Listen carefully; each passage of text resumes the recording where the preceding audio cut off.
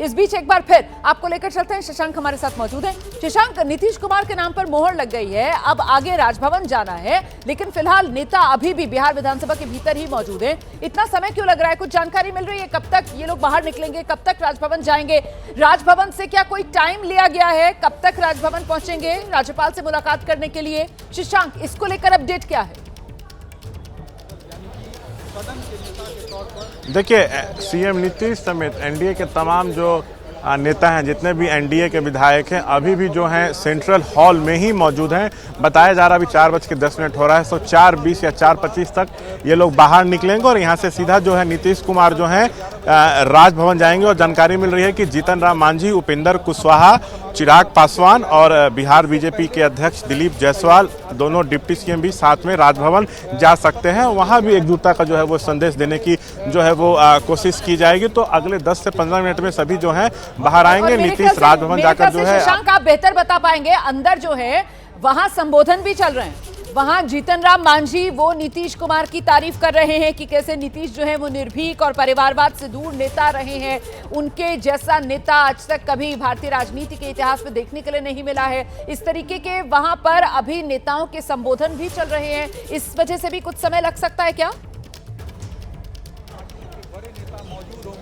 बिल्कुल बिल्कुल, वही मैंने कहा कि अभी 10-15 मिनट लगेगा। उसके बाद मांझी के बाद हो सकता है कि चिराग का भी एक छोटा संबोधन हो, फिर एक एक करके जो है सब बाहर आएंगे। और जाना यहाँ से सीधा राजभवन है, तो कुछ समय और जो है ये लग सकता है। लेकिन ये अब तय माना जा रहा है कि नीतीश आज राजभवन जाकर इस्तीफा देंगे और नई सरकार बनाने का जो है वो दावा पेश करेंगे। साफ तौर से चिट्ठी दिखाएंगे कि इतने विधायकों का हमको समर्थन है और कल तक वो कार्यवाहक सीएम बने रहेंगे। 11:30 बजे कल शपथ होना है, तो हमें भी इंतजार है कि नीतीश का। और अगर बाहर आते हैं तो क्या मीडिया से कुछ बात करते हैं या नहीं करते हैं, ये देखना होगा। देखिए, उन्होंने भी जो है एक रिकॉर्ड ही बना दिया। 2005 से जो है लगातार सीएम है। बीच में जीतन राम मांझी जो है सिर्फ 8 महीने रहे थे और आज से 4 महीना पहले तक उनके हेल्थ पे जो है सवाल महागठबंधन वाले उठा रहे थे। तेजस्वी कहते थे कि टायर्ड मुख्यमंत्री हैं, बिहार को रिटायर्ड अधिकारी लोग चला रहे हैं। लेकिन उनके तमाम तरह के आरोपों को जनता ने पूरी तरह खारिज कर दिया और विपक्ष का सुपड़ा साफ हो गया है।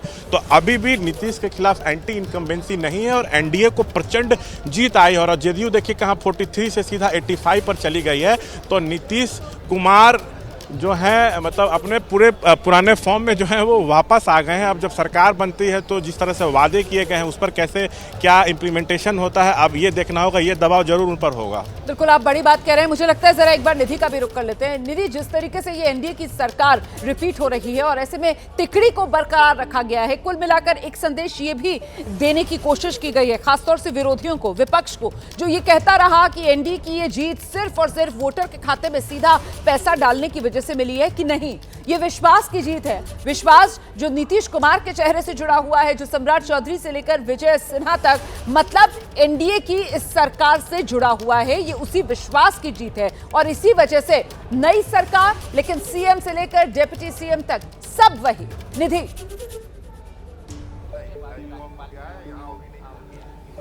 बिल्कुल, बहुत ज़्यादा बदलाव देखने को अभी तक नहीं नज़र आ रहा है। जिस तरीके से ये अनुमान लगाया जा रहा था कि नीतीश कुमार सीएम होंगे और 2 डिप्टी सीएम, क्या अब जब विजय सिन्हा और सम्राट चौधरी चुने गए हैं तो क्या मंत्रिमंडल का प्रारूप भी यही होगा। और हम बातचीत कर रहे थे कि किस तरीके से विरोधियों को भी, खासतौर पर विपक्ष को, ये संदेश देने की कोशिश की, जो चर्चाएं थी कि नीतीश कुमार को तंग किया जाएगा, जैसे पिछले 5 साल में ये देखने को भी मिला कि जब डिप्टी सीएम दोनों, जब सरकार दोबारा आते हैं नीतीश कुमार, तो ये कहा गया कि नीतीश कुमार को तंग करने के लिए सम्राट चौधरी और विजय सिन्हा दोनों को डिप्टी सीएम बनाया गया है।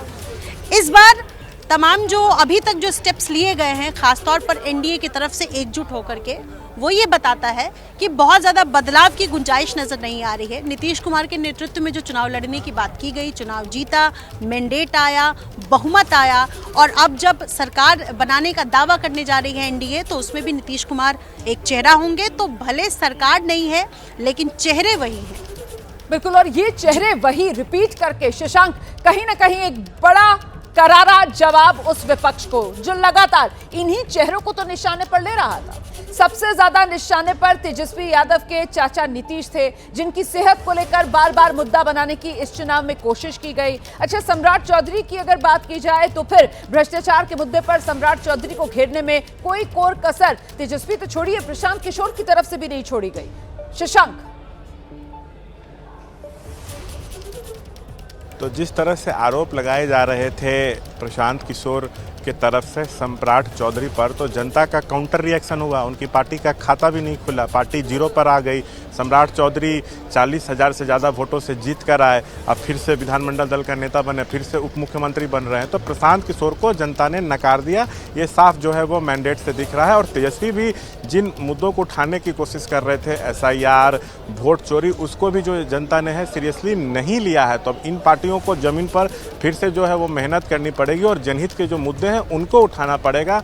कई सारे वादे नीतीश सरकार ने किए हैं, कई को तो इन्होंने इम्प्लीमेंट भी कर दिया, लेकिन कई ऐसे वादे हैं जिसको पूरा करना बाकी है। तो इन लोगों की कोशिश ये होनी चाहिए कि सरकार को घेरते रहे और जो वादे किए गए हैं उसको ये लोग पूरा करें, उसके लिए ये लोग दबाव डालें सरकार पर। तब आगे इन लोगों की किस तरह की रणनीति होती है ये देखना होगा। लेकिन ये जो जनादेश आया, ये मैंडेट आया, इससे स्पष्ट है कि नीतीश के खिलाफ 20 साल से सीएम है, बीच के 8 महीने छोड़ के अभी भी कहीं भी कोई एंटी इनकम्बेंसी फैक्टर नहीं है, बिल्कुल नहीं है। बिहार में 48% महिला वोटर है और महिला बिहार में नीतीश की ही वोटर मानी जाती हैं और उन लोगों ने जमकर एनडीए को वोट किया है, जिस कारण एनडीए की सीट जो है वो 200 से ज़्यादा हो गई है। तो विपक्ष को ये समझना पड़ेगा कि जमीन पर आप कहीं नहीं है, जमीन पर मेहनत करने की ज़रूरत है।